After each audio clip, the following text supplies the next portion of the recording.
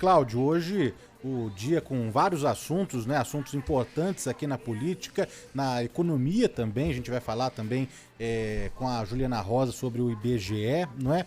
Mas vamos começar, daqui a pouco tem também a CPI da Covid, um depoimento importante no dia de hoje, não é? A gente tem toda a repercussão também em Brasília, mas vamos começar com a abertura, não é? Um projeto, né, Cláudio, que vem dificultando aí, não é, a punição de políticos corruptos, não é, Cláudio? Gobato, esse é que é o problema, um dos principais, os maiores e até mais vergonhosos recuos da legislação que existe, né, para punir, dificultar, para impedir, afinal de contas, essa corrupção que é frequente no setor público, né? E em todos os níveis, né, Gobato? Do nível municipal, do nível estadual, do nível federal. Esse projeto aprovado ontem, meio que na calada da noite, né? E é impressionante porque, afinal de contas, a gente assistiu ontem uma votação, uma manobra feita pelo presidente do Senado, Rodrigo Pacheco, colocando a votação ali tarde da noite, tipo 10 horas da noite praticamente, que é exatamente para diminuir um pouco o choque das pessoas, né? O projeto se destina, segundo os próprios senadores, segundo integrantes do próprio Senado, se destina a pegar leve, né? A melhorar a situação de líderes políticos no Congresso Nacional e fora dele, que estão às voltas com a justiça exatamente em processos onde ficou caracterizada a improbidade administrativa. Esse projeto nasceu, Gobato, para você ter uma ideia, na Câmara. O projeto era bom, mas de repente ele foi relatado por um deputado de São Paulo, aliás, é o deputado Carlos Zaratini, do Partido dos Trabalhadores, que colocou o projeto pelo avesso. Aquilo que se destinava a tornar mais moderna, mais atual, né, e mais dura a lei de improbidade administrativa, acabou virando o contrário, né? Agora, por exemplo, para que um gestor público, os políticos, né, sejam ou venham a ser processados e condenados por improbidade administrativa, tem que estar comprovada a sua intenção de roubar, né, como se os políticos fossem dados os gestores desonestos, eu me refiro aos desonestos, né, fossem dados como é que eu diria, a criar facilidades para que isso aconteça. E na prática é o seguinte, lá o gestor público, o prefeito, o governador, o presidente, o ministro, seja quem for, baixa uma norma, um decreto, qualquer coisa assim, claramente direcionado para beneficiar um setor, alguém, uma entidade, uma área de atuação, num esquema que frequentemente no setor público é revestido de corrupção. Olha, o senhor baixa essa norma que aí tem uma grana aí para o senhor. É basicamente assim que funciona. Mas assim, o que é que caracteriza a improbidade administrativa? É o ato lesivo aos interesses públicos, lesivo aos cofres públicos. Agora, para o sujeito, e isso era suficiente, era só verificar, constatar a lesão aos cofres públicos para investigar aquilo ali e frequentemente a Polícia Federal, o Ministério Público Estadual, o Ministério Público Federal sempre tinham condições de, aprofundando as investigações, chegar e caracterizar o dolo, né? Agora não. Agora, se não ficar absolutamente patente que havia uma intenção, né, demonstrada claramente, tipo assim um aviso dos gestores, vou fazer aqui uma presepada que é exatamente para fazer aqui um negócio e tal com dinheiro público. Então, assim, a lei é ruim sobretudo a respeito disso, né? Sobre esse ponto de vista. Ontem, alguns senadores reagiram a essa decisão. A reação mais contundente foi do senador Alessandro Vieira, do Cidadania de Sergipe. Ele disse que ele resumiu o sentimento dele em relação a essa alteração, piorando a lei, piorando para o cidadão, né, e melhorando muito a situação para gestores corruptos. Ele disse que o sentimento que resume tudo isso é o de vergonha. Ele estava envergonhado de fazer parte de um Senado capaz de tomar uma decisão como essa, né? É de fato uma decisão lamentável do Senado Federal, ainda mais sendo feito de maneira malandra, né, sorrateira, para tentar não chamar muita atenção, etc. e tal, mas acabou que isso se voltou contra os próprios senadores, contra a própria casa, né? O senador Alessandro Vieira disse o seguinte, textualmente: eu tenho dificuldade de encontrar outra expressão que não seja vergonha. Dá vergonha de ver que está sendo votado um projeto em flagrante benefício daqueles que cometeram erros. Ao trazer o prazo da prescrição, ele cita esse exemplo, né? Ao trazer o prazo da prescrição intercorrente para um parâmetro tão baixo, a gente fulmina o direito de responsabilizar aqueles que erraram. Foram essas as palavras do senador Alessandro Vieira. O projeto tem muita coisa ruim, que dificulta, que relativiza o crime, né? Essa é a coisa mais grave, né? É o fato deles terem relativizado o crime. O crime o crime de improbidade continua, mas não é assim também e tal, né? É preciso isso ficar de maneira bastante... A intenção, né, precisa estar patente para então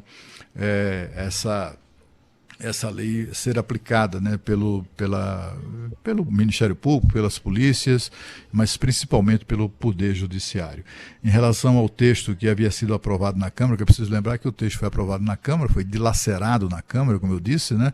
Colocaram o texto pelo avesso, e aí, depois de aprovado na Câmara, foi enviado para o Senado, e o Senado, então, produziu ontem 6 alterações, nada muito significativa, mas vale a pena citar. A definição de improbidade administrativa passa a incluir atos que violam a probidade na organização do Estado e no exercício das suas funções. A denúncia por improbidade administrativa é conceituada de forma a diferenciá-la explicitamente da ação civil pública, é outro recuo, outro retrocesso que lamentado pelos procuradores e também pelos policiais, investigadores, essa turma que está ali, que tem experiência no combate à corrupção no setor público, né? Por exemplo, a nomeação ou indicação política de alguém claramente designado para aquela função, para promover a roubalheira, como aconteceu muito nos governos do Partido dos Trabalhadores, envolvendo diretores nomeados com o fim de assaltar a Petrobras, por exemplo. A mera nomeação ou indicação desses ocupantes de cargos que são indicados para isso, né, para promover corrupção, isso aí, por exemplo, deixa de ser um elemento a ser considerado como um agravante, né? A menos sempre que se verifique a intenção ilícita. Imagina, como é que se caracteriza a intenção? É algo que é muito difícil de ser verificado. Em caso de improcedência na ação de improbidade, só haverá a condenação para pagamento de honorários de sucumbência se for comprovada a má-fé. Esse aqui é até um detalhe que é defensável, né? Porque o que é que tem acontecido no setor público? O setor público tem os advogados públicos, os advogados da União, por exemplo, né? Que são designados para defender ou para denunciar atos de improbidade administrativa, por exemplo, e de lesão ao erário, etc. e tal. E aí tem um problema sério que o Brasil é submetido hoje, que é o seguinte: os advogados públicos já são pagos para isso, pagos para atuar nesses processos. Mas aí é o seguinte: se o advogado público entra com uma ação na justiça e consegue recuperar dinheiro, consegue condenar a pessoa, a autoridade a pagar algum tipo de multa, tem ali uma comissão que vai para o advogado público. Isso é o que se chama de pagamento, são os chamados honorários de sucumbência. O Senado reduziu um pouco esse absurdo, dizendo que, no caso de improcedência, o pagamento dos honorários só será realizado se for comprovada a má-fé. O problema como é que se comprova a má-fé? Né, se não pelas consequências do ato administrativo que gerou o eivado de improbidade, né? Foi uma tristeza o que aconteceu ontem no Senado Federal. É um retrocesso lamentável, vergonhoso mesmo, daqueles casos de vergonha alheia que a gente frequentemente sente aqui no nosso país, viu, Gobato?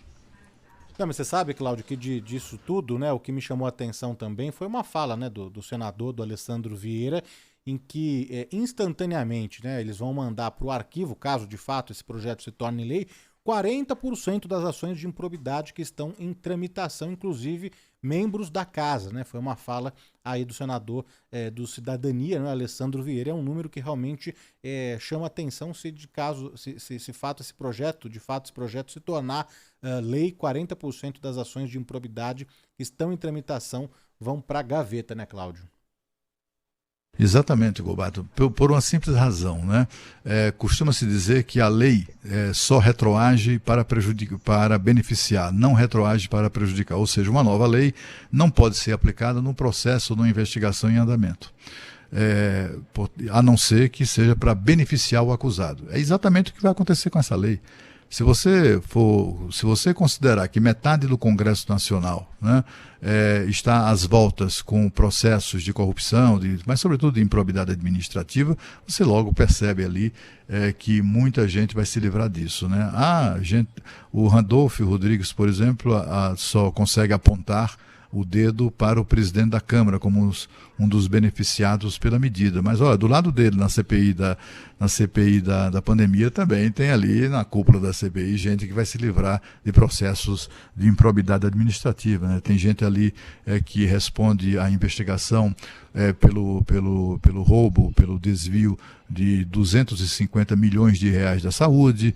Tem o senador relator que é acusado em, sei lá, pelo menos uma dúzia de processos graves envolvendo a questão aí do dinheiro público.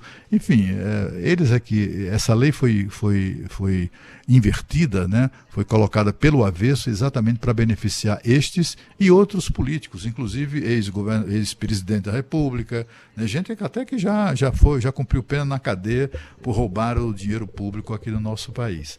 Essa turma todinha aí deve ter celebrado, desde ontem à noite que deve celebrar a aprovação dessa lei, desse projeto pelo Senado, que volta para a Câmara, apenas em razão dessas mudanças cosméticas feitas pelo Senado, e deve ser aprovado na Câmara novamente e vai virar lei, não tenha dúvida nenhuma.